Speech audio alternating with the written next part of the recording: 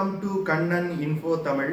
நம்ம இன்னைக்கு என்ன டாபிக் பார்க்க போறோம் அப்படின்னா, இந்தியா அந்தமான் நிக்கோபார் தீவுகளை பயன்படுத்தி சீன கடற்படையோட ஆதிக்கத்தை சவுத் சைனா சி மற்றும் இந்திய பெருங்கடல் பகுதியில கட்டுப்படுத்துவதற்கு மிகப்பெரிய திட்டங்களை வகுத்து செயல்பட்டு வருவதா செய்திகள் வெளிவந்திருக்கு. இந்தியா அந்தமான் நிக்கோபார் தீவுகளை சீனாவுக்கு எதிராக பயன்படுத்துவதற்கு எதற்காக திட்டமிட்டிருக்காங்க, அந்தமான் நிக்கோபார் தீவோட ஸ்ட்ராட்டஜிக்கல் அட்வான்டேஜஸ் என்ன, இந்தியா என்ன மாதிரியான திட்டங்கள் சீனாவுக்கு எதிராக அந்தமான்ல கொண்டு வர முயற்சி செய்து வந்துகிட்டு இருக்காங்க, அப்படி கொண்டு வந்தா சீன கடற்படைக்கு என்ன மாதிரியான பிரச்சனைகள் ஏற்படும், இந்தியா அந்தமான் நிக்கோபார் தீவுல என்ன மாதிரியான வேலைகளை செஞ்சு வந்துகிட்டு இருக்காங்க அப்படிங்கிறது குறித்து நம்ம டீடைலா இந்த வீடியோல பார்க்கலாம். நம்ம சேனல்ல டிஃபென்ஸ் மற்றும் ஜியோபாலிட்டிக்ஸ் சம்பந்தமா தினம் ஒரு வீடியோ பப்ளிஷ் பண்ணிட்டு இருக்கோம். உங்களுக்கு நம்ம சேனல்ல பப்ளிஷ் பண்ணக்கூடிய வீடியோஸ் பிடிச்சிருந்துச்சுன்னா சேனலை சப்ஸ்கிரைப் பண்ணி சப்போர்ட் பண்ணுங்க.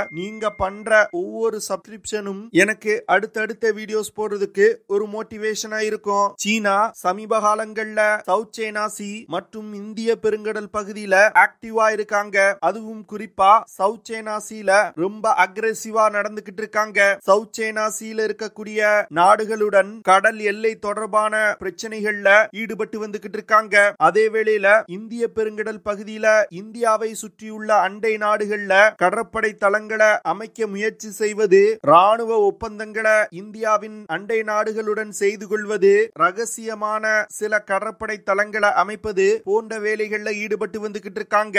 சீனாவின் செயல்பாடுகள் இது போன்று இந்திய பெருங்கடல் பகுதியில தொடர்ந்து நடந்துகிட்டே இருக்கும் அப்படின்னு எதிர்பார்க்கப்படுது. அதனால சீனாவின் இது போன்ற செயல்களுக்கு ஒரு முற்றுப்புள்ளி வைப்பதற்கு இந்தியா அந்தமான் நிக்கோபார் தீவுகளை பயன்படுத்துவதற்கு திட்டமிட்டிருக்காங்க. அந்தமான் நிக்கோபார் 572 தீவுகள் கொண்ட ஒரு தீவு கூட்டம். இதை பயன்படுத்தி தான் இந்திய பெருங்கடல் பகுதியில சீனாவின் ஆதிக்கத்தை குறைப்பதற்கு இந்தியா திட்டமிட்டிருக்காங்க.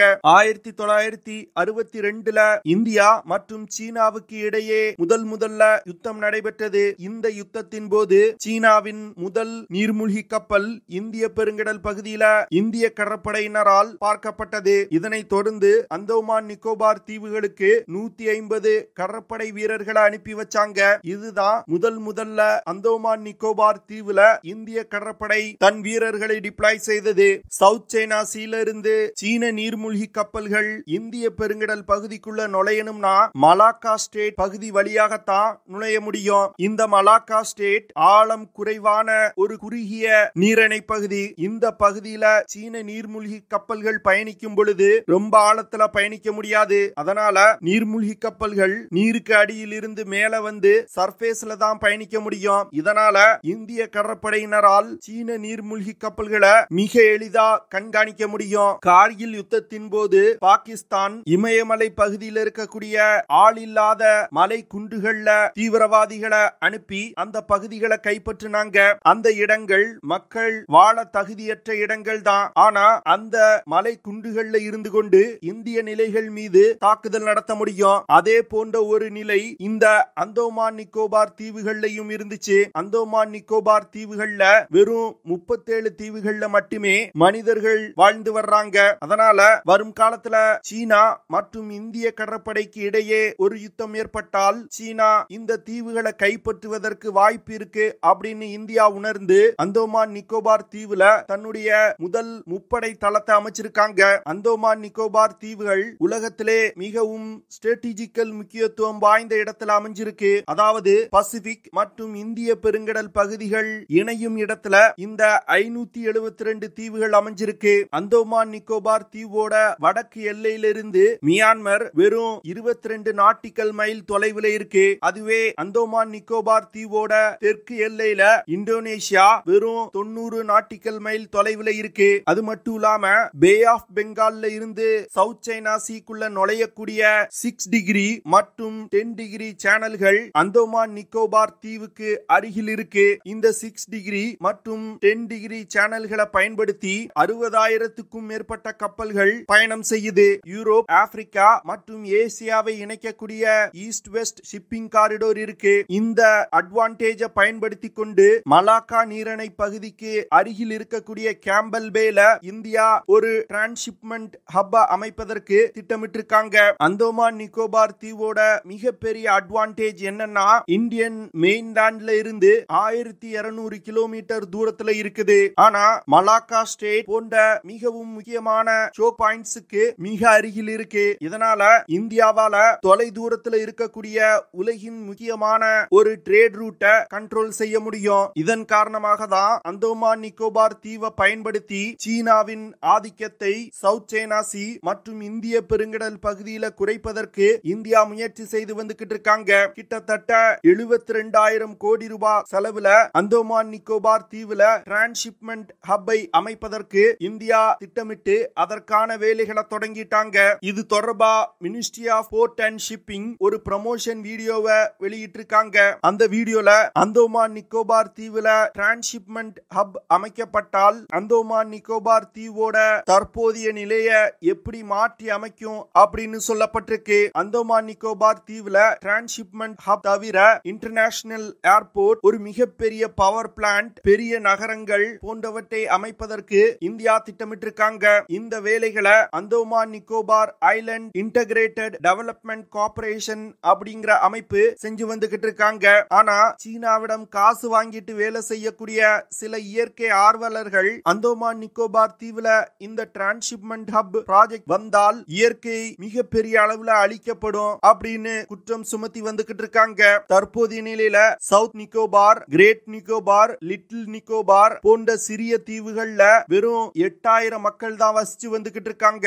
ஆனா இந்தியா இந்த புதிய ப்ராஜெக்டுகளை அந்தோமான் நிக்கோபார் தீவுல கொண்டு வந்தாங்கன்னா கிட்டத்தட்ட 4 லட்சம் மக்கள் அடுத்த 30 வருடங்கள்ல அங்க குடியேறுவாங்க அப்படின்னு சொல்லப்படுது. அது மட்டும் இல்லாம டூரிசம் இண்டஸ்ட்ரி மிகப்பெரிய அளவுல வளர்ச்சி அடையும். இது போன்ற பல விஷயங்கள் இருந்தாலும் சில சீன ஆதரவாளர்கள் இது போன்ற தவறான பிரச்சாரங்களை தொடர்ந்து செஞ்சு வந்துகிட்டு இருக்காங்க.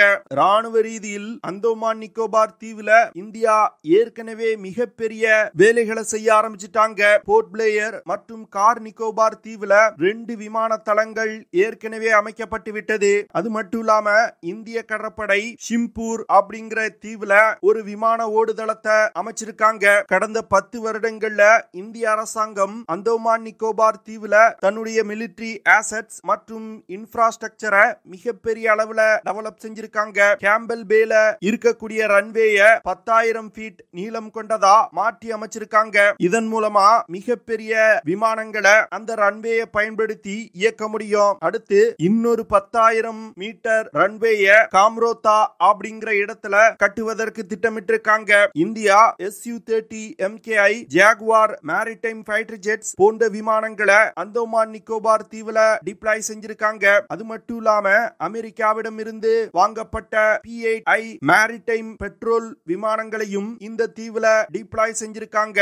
இந்த P-8I மேரிடைம் பெட்ரோல் விமானங்களை பயன்படுத்தி சீன நீர்மூழ்கி கப்பல்களோட நடமாட்டத்தை கண்காணிக்க முடியும். தேவைப்பட்டால் அந்த விமானத்தில் இருக்கக்கூடிய ஆயுதங்களை பயன்படுத்தி சீன நீர்மூழ்கி கப்பல்கள் மீது தாக்குதல் நடத்த முடியும். 2017 இந்திய கடற்படையின் முன்னாள் chief admiral D.K. Joshi Andaman Nicobar தீவோட லெப்டினன்ட் கவர்னரா நிர்ணயிக்கப்பட்டாரு. அவருடைய அப்பாயின்மெண்ட்டுக்கு பிறகு அந்தோமான் நிக்கோபார் தீவுல பல்வேறு விதமான மாற்றங்களை கொண்டு வந்திருக்காரு. Indian defence experts Andaman Nicobar தீவை இன்னும் அதிகமா ராணுவ மயமாக்கணும் அப்படின்னு சொல்றாங்க. இதற்கு காரணம் சீன கடற்படையின் நீர்மூழ்கி கப்பல்கள், போர்க்கப்பல்கள், அணுசக்தி நீர்மூழ்கி கப்பல்கள் போன்றவை தொடர்ந்து இந்திய பெருங்கடல் பகுதியில சுற்றி கொண்டிருக்கு. இத கவுண்டர் செய்யணும்னா அந்தோமான் நிக்கோபார் தீவுல இருக்கக்கூடிய இந்தியன் மிலிட்டரி ஆசெட்ஸை டெவலப் செய்யணும். அது மட்டும் இல்லாம anti submarine warfare கேப்பபிலிட்டிய Andaman Nicobar தீவுல மிகப்பெரிய அளவுல டெவலப் செய்யணும் அப்படின்னு சொல்றாங்க. அது மட்டும் இல்லாம அந்தோமான் நிக்கோபார் தீவுல ஒரு 3 டைமென்ஷனல் மேரிடைம் டொமைன் அவேர்னஸ் கொண்டு வரணும் அப்படின்னு சொல்றாங்க. 3 டைமென்ஷன் மேரிடைம் டொமைன் அவேர்னஸ் அப்படிங்கிறது ரடார்கள், aircraft, satellite, unmanned aerial vehicle போன்ற அனைத்தும் இணைக்கப்பட்ட ஒரு நெட்வொர்க் ஆசெட்டை தான் 3-டைமென்ஷனல் மேரிடைம் டொமைன் அவேர்னஸ் அப்படின்னு சொல்லுவாங்க. இது போன்ற ஒரு கேப்பபிலிட்டிய அந்தோமான் நிக்கோபார் தீவுல கொண்டு வரணும் அப்படின்னு டிஃபென்ஸ் எக்ஸ்பர்ட் சொல்றாங்க. அந்தோமான் நிக்கோபார் தீவுல இந்தியா டிஃபென்சிவ் மற்றும் அஃபென்சிவ் ஃபயர் பவரை அதிகப்படுத்தணும் அப்படின்னு சொல்றாங்க. அந்தோமான் நிக்கோபார் தீவுல இருக்கக்கூடிய வீரர்களின் எண்ணிக்கையை அதிகரிப்பது, ஒரு தீவுல இருந்து இன்னொரு தீவுக்கு சரக்குகள் மற்றும் வீரர்களை எடுத்து செல்லக்கூடிய ஏர்லிப்டிங் கேப்பபிலிட்டிய அதிகப்படுத்துவது போன்ற பல விஷயங்களை இந்தியா செய்யணும் அப்படின்னு சொல்றாங்க.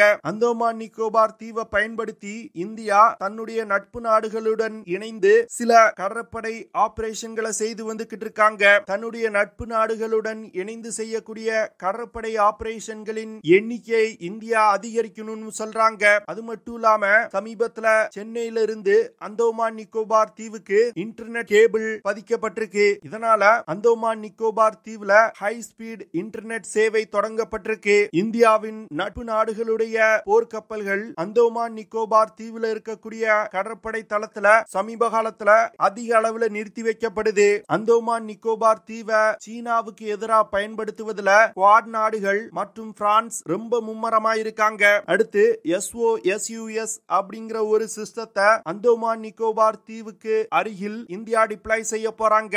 இந்த SOSU சிஸ்டத்தை ஜப்பான் மற்றும் அமெரிக்காவுடன் இணைந்து இந்தியா அந்தோமான் நிக்கோபார் தீவுல டிப்ளாய் செய்ய போறாங்க. இந்த SOSUS சிஸ்டம் அப்படிங்கிறது ஒரு செயின் ஆஃப் சென்சார்ஸ் மற்றும் டிராக்கிங் சிஸ்டம். இந்த SOSU சிஸ்டத்தை பயன்படுத்தி சீன நீர்மூழ்கி கப்பல்கள் மற்றும் போர் கப்பல்களோட நடமாட்டத்தை கண்காணிக்க முடியும். சவுத் சைனா சி மற்றும் அந்தோமான் சீல சுற்றி திரியக்கூடிய சீன நீர்மூழ்கி கப்பல்களை இந்த சிஸ்டத்தை பயன்படுத்தி மிக எளிதா ட்ராக் செய்ய முடியும். அப்படி ட்ராக் செய்யப்படும் தகவல்களை United kingdom, Australia, Japan, India போன்ற நாடுகளுக்கு அனுப்பி வைப்பாங்க. இதனால சீன கடற்படையின் ஒவ்வொரு நகர்வையும் குவாட் நாடுகளால கண்காணிக்க முடியும். இது போன்ற பல வேலைகளை சீனாவுக்கு எதிராக அந்தோமான் நிக்கோபார் தீவுல இந்தியா செஞ்சு வந்துகிட்டு இருக்காங்க. அதனால வரும் காலத்துல சீனாவின் ஆளுமையை இந்திய பெருங்கடல் மற்றும் சவுத் சைனா சீல இந்தியாவால படிப்படியா குறைக்க முடியும் அப்படின்னு டிஃபென்ஸ் எக்ஸ்பர்ட் சொல்றாங்க. ஓகே ஃப்ரெண்ட்ஸ், நம்ம வீடியோவோட நிறைவு பகுதிக்கு வந்துட்டோம். இந்த வீடியோவில் நான் ஷேர் பண்ண விஷயங்கள் உங்களுக்கு பிடிச்சிருக்கும்னு நினைக்கிறேன். அப்படி பிடிச்சிருந்துச்சுன்னா ஷேர் பண்ணுங்க, லைக் பண்ணுங்க, கமெண்ட் பண்ணுங்க. மறக்காம நம்ம சேனலுக்கு சப்ஸ்கிரைப் பண்ணுங்க. See you in the next video. Jai Hind.